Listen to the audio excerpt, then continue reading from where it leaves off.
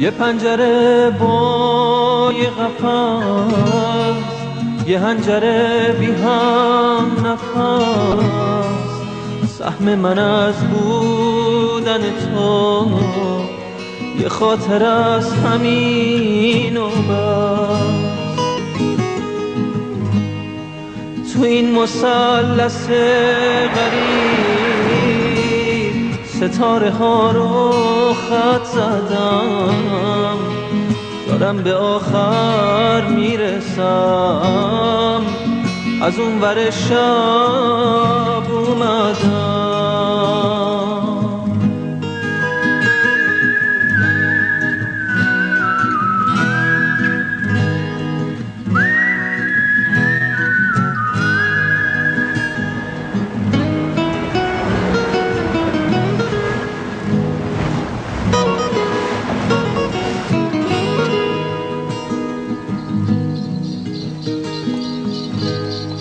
یه شب که مثل مرسیه خیمه زده رو باورم،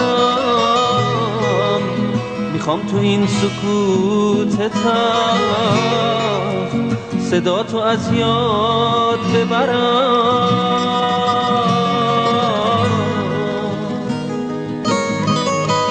بذار که کوله بارم رو شونه یه شب بذارم، باید که از اینجا برم، فرصت موندن ندارم.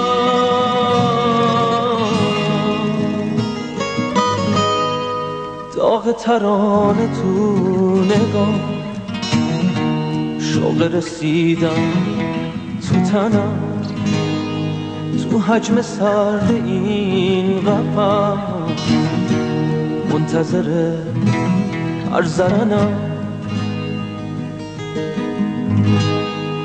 من از تبار غربتم، از آرزوهای ما، قصه ما تموم شده با یه علامت سوال. بذار که کوله بارم رو شونه یه شب بذارم، باید که از اینجا برم، فرصت موندن ندارم.